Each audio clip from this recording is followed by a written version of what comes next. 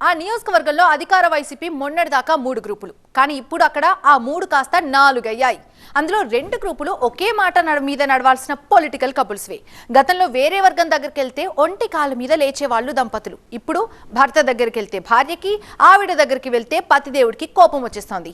పోటీలు పడి left and right పీక్తుంటే ఇదెక్కడి గోలని తలపట్టుకుంటున్నారు ఫ్యాన్ పార్టీ కార్యకర్తలు. మొగుడు పెళ్లాల గొడవ చివరికి సీటుకు ఎసరు పెట్టేలా ఉంది అక్కడ. ఇంతకీ సీన్ ఎక్కడా?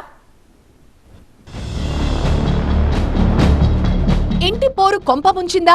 దువ్వాడకు టికెట్ డౌటేనా? టెక్కలి వైసీపీలో ఎవరికి వారే. దువ్వాడ శ్రీనివాస్ సిక్కోలు రాజకీయాల్లో ఫైర్ బ్రాండ్ గా చెప్పుకోదగ్గ నేత. టెక్కలి నియోజకవర్గానికి ప్రాతినిధ్యం వహించిన దువ్వాడ శ్రీనివాస్ 2019లో శ్రీకాకుళం నుంచి ఎంపీగా పోటీ చేసి ఓడిపోయారు. అయినా వైసీపీ ప్రభుత్వంలో చురుగ్గా ఉంటూ ప్రతిపక్షాలపై విరుచుకుపడేవారు.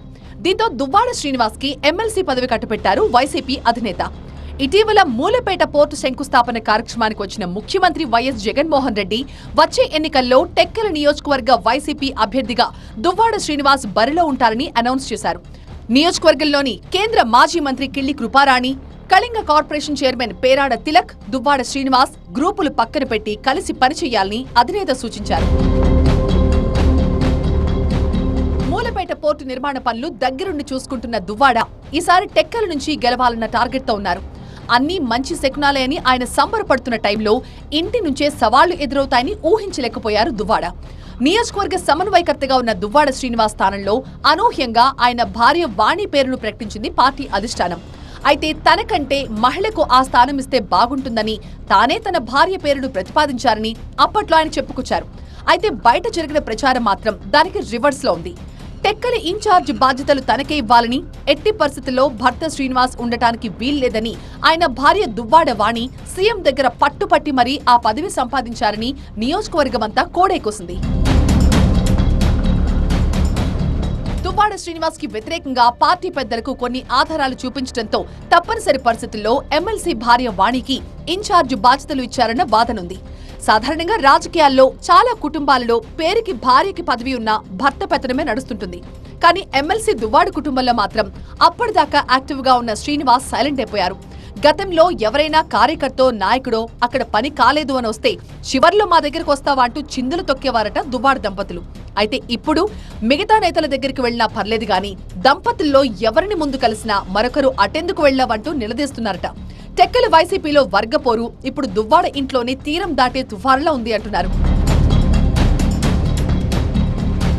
దువ్వాడ దంపతుల మధ్య పచ్చగట్టేస్తే భగ్గుమంటోంది. ఇప్పుడు భార్యతో విభేదాలు తారాస్థాయికి చేరి ఇప్పుడు దువ్వాడ శ్రీనివాస్ విడిగా ఉంటున్నారు అని వినికిడి.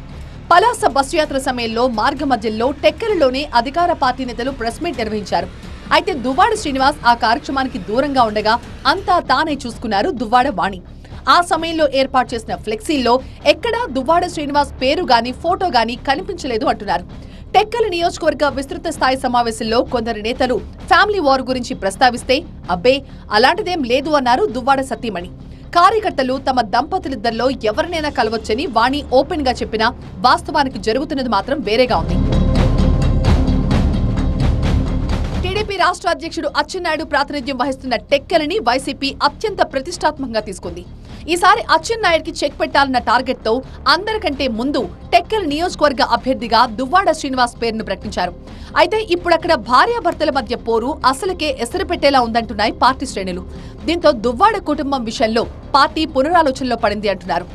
ఇంటి పోరుతో కొంపలు మునిగేలాగా ఉన్నాయని గ్రహించే టెక్కలి వైసీపీ విస్తృత స్థాయి సమావేశంలో భార్యాభర్తల్లో ఎవరినైనా కలవచ్చని దువ్వాడ వాణి ప్రకటించాల్సి వచ్చిందని అంతా అనుకుంటున్నారు.